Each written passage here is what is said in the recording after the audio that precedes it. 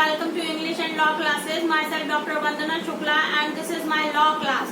Today in this class I am going to discuss about the nature of intellectual property rights, यानी कि बौद्धिक संपदा अधिकारों की नेचर क्या है, उनकी प्रकृति क्या है. So before starting this class, first of all I would like to say sorry to all of my viewers that I couldn't upload videos from a long time due to some technical problems. Now the problems have been sorted out, so I will try my best to upload the videos within time. So I request to all of you to connect with my channel English and Law classes always and get updates accordingly. Now let us start the session that is related to intellectual property rights. In my last two videos I have already discussed about what is intellectual property rights, why intellectual property rights are needed in the present day context, why the arena of intellectual property rights have become so broad nowadays, what is the concept of intellectual property rights. So many aspects we have discussed in the last videos and the last two videos, and this is the time when I am discussing nature of intellectual property rights.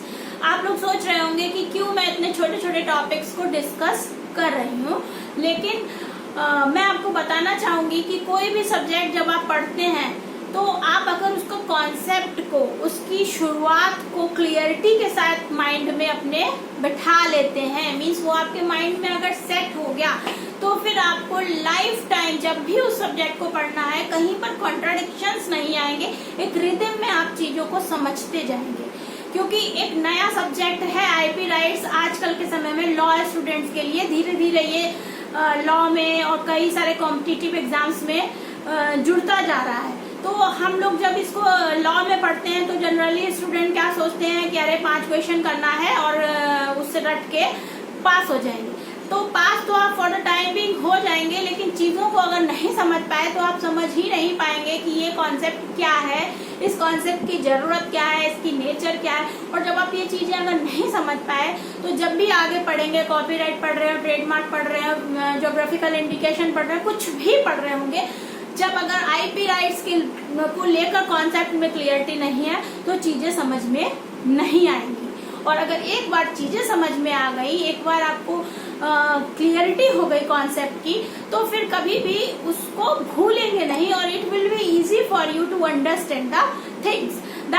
That's why I am trying to make you understand from the very basic points की IP rights क्या है, IP rights की आवश्यकता क्यों पड़ी, IP rights का concept कहाँ से जनरेट हुआ, कितना पुराना कॉन्सेप्ट है. मैं ये नहीं कहती कि आईपी राइट्स का कॉन्सेप्ट नया है, क्योंकि मैंने जब अपना आईपी राइट्स के कॉन्सेप्ट पे वीडियो बनाया था उसमें मैंने डिस्कस किया था कि ये कॉन्सेप्ट बहुत पुराना है. तो आईपी राइट्स का कॉन्सेप्ट तो बहुत पुराना है, लेकिन पेपर के रूप में ये धीरे धीरे डेवलप हो रहा है, लॉ में जुड़ चुका है लॉ के स्टूडेंट्स के लिए और ये कंपलसरी पेपर होता जा रहा है. तो ये जानना बहुत जरूरी है इस पेपर को अच्छे से, इसीलिए मैं इसको स्टेप बाय स्टेप डिस्कस कर रही हूँ.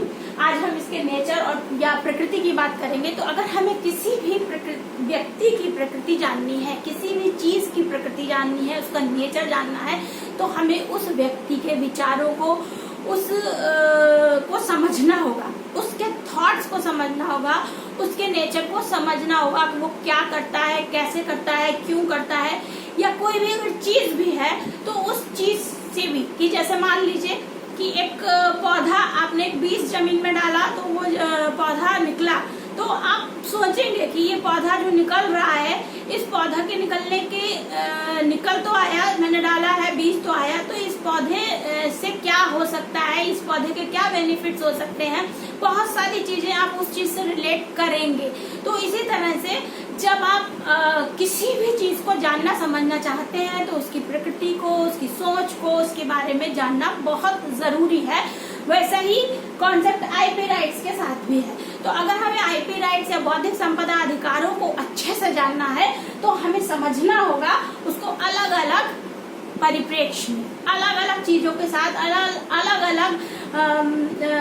अलग वर्गों में उसको समझना होगा कि कैसे अगर आईपी राइट्स ओनरशिप के साथ जुड़ गया तो कैसे आईपी राइट और ओनरशिप एक साथ एक दूसरे से जुड़े हैं, कैसे मॉरलिटी के साथ आईपीआर जुड़ा हुआ है, कैसे पब्लिक ऑर्डर और आईपीआर आपस में कोरिलेट करते हैं, इंडस्ट्रियल प्रॉपर्टी और आईपीआर कोरिलेट करते हैं, कल्चरल प्रॉपर्टी के साथ आईपीआर का क्या संबंध है, इसके अलावा एनवायरमेंट के साथ आईपीआर का संबंध, लास्टली एक और है कि ट्रेडिशनल नॉलेज के साथ भी आईपीआर का क्या कोरिलेशन है।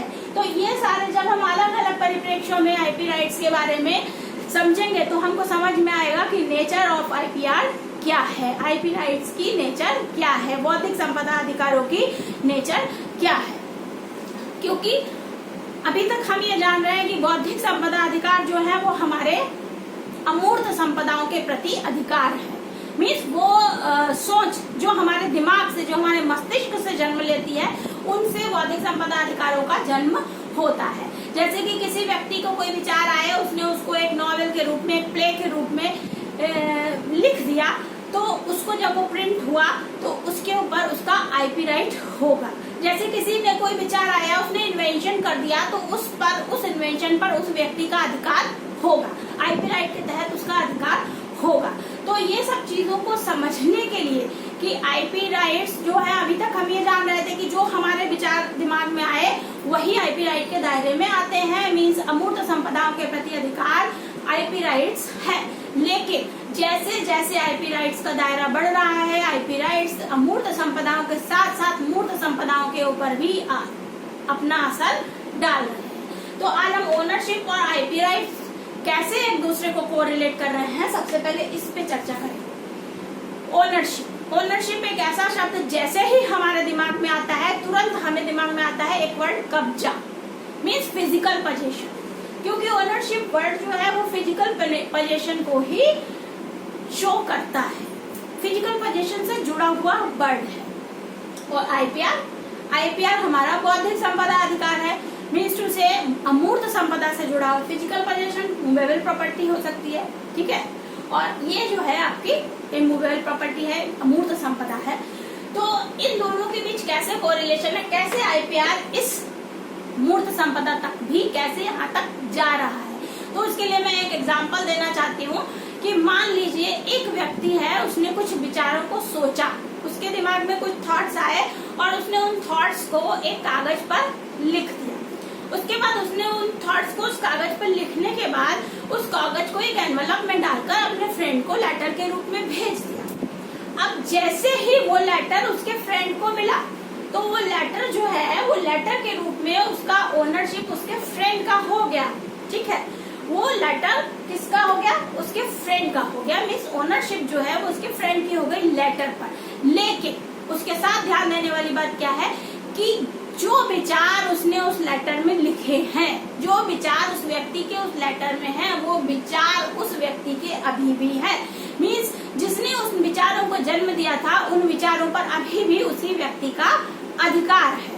तो यहाँ पर वो विचार जो उस व्यक्ति के हैं, ओरिजिनल थॉट्स जिसने उस लेटर को लिखा, वो अपने विचारों के ऊपर अभी भी मालिकाना हक रखता है और उसके विचार आईपी राइट्स के तहत सुरक्षित है। वो अपने कॉपीराइट के एक्ट के थ्रू अपने उन थॉट्स को अपने लिए सेफ कर सकता है, उन पर अपना दावा साबित कर सकता है, जबकि उस लेटर के लिए ओनरशिप उसका दोस्त साबित कर सकता है। मीन्स इसका मतलब कि एक ही चीज है, एक ही संपदा है, एक तरफ वो मूर्त रूप में दिख रही है, एक तरफ वो अमूर्त रूप में दिख रही है।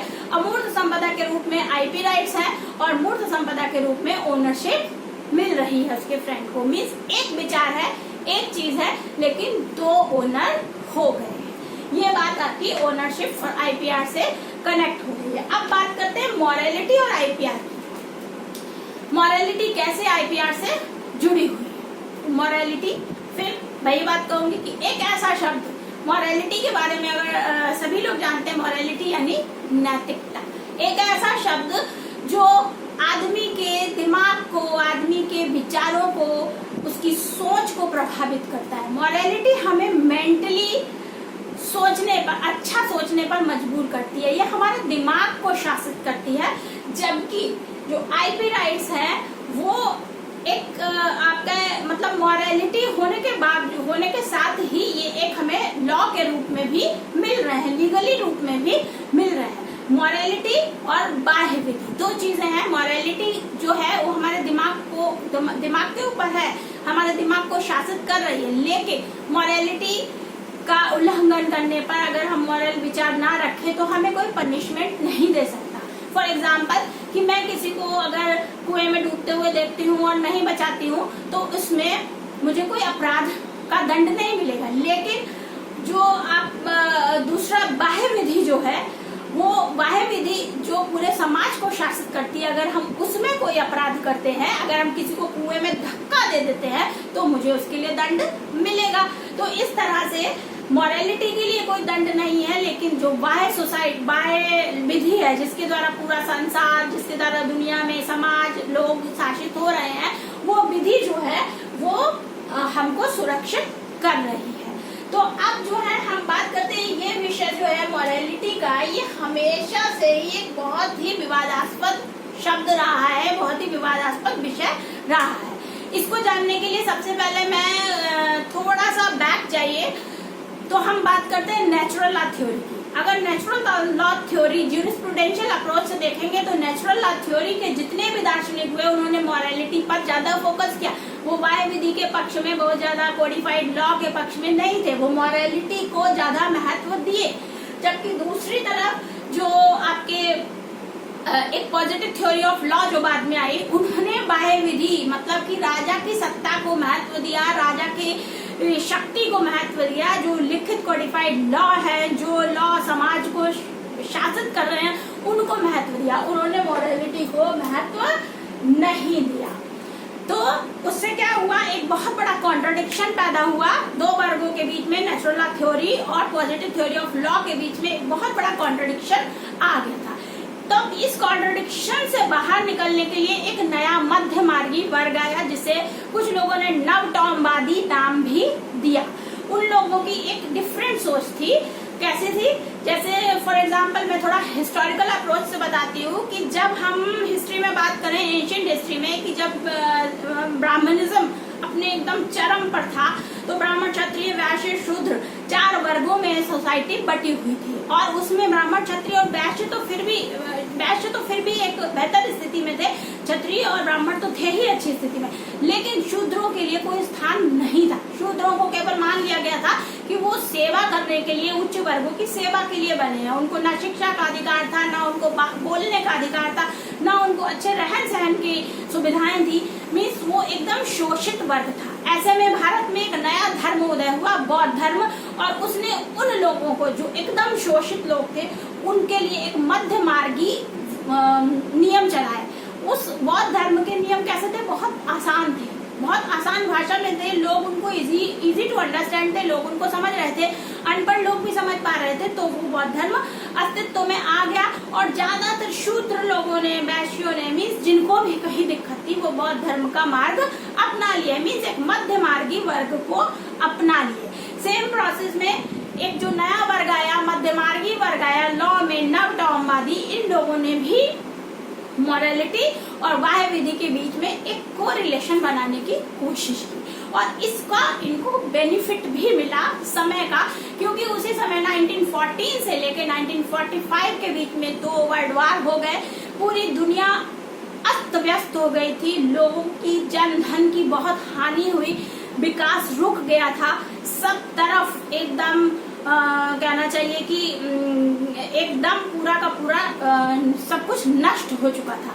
ऐसे में समाज को एक नई दिशा देने के लिए, समाज में उन्नति के लिए, नई सोच लाने के लिए, लोगों के विकास के लिए, इस पूरे दुनिया के विकास के लिए कुछ नई संस्थाएं जन्म ली, और ये संस्थाएं मॉरलिटी और पॉजिटिव लॉ थ्योरी के बीच निकले मध्य मार्ग का ही परिणाम थी। और उन संस्थाओं के रूप में जैसे WTO, world trade organization, WIPO, world intellectual property right organization, TRIPS, GATT, बहुत सारी नई संस्थाएं अस्तित्व में आ गई, जिनसे वर्ल्ड में सभी को विकास के अवसर प्राप्त हुए। और इन्हीं संस्थाओं के जरिए कहीं न कहीं IP राइट्स का विकास हुआ है। दैट्स व्हाई IP राइट्स और मॉरलिटी आपस में कोरिलेट कर रहे हैं। आज के वीडियो में इतना ही। अगले वीडियो में मैं फिर मिलूंगी, आगे के एस्पेक्ट्स को डिस्कस करूंगी, नेचर ऑफ IPR से जुड़े हुए। तब तक के लिए इतना ही। और अगर आपको मेरा वीडियो पसंद आता है तो इसको लाइक कीजिए, सब्सक्राइब कीजिए, शेयर कीजिए। और अगर आप मुझे कोई कमेंट देना चाहते हैं, कोई सुझाव देना चाहते हैं तो उसको कमेंट सेक्शन में दे सकते हैं। You are always welcome. और आपके जैसे भी सुझाव रहेंगे मैं अपने वीडियोस को और अच्छा बनाने की कोशिश करूंगी ताकि आपको ज्यादा से ज्यादा इन वीडियोस का फायदा मिल सके। तब तक के लिए थैंक यू, बाय।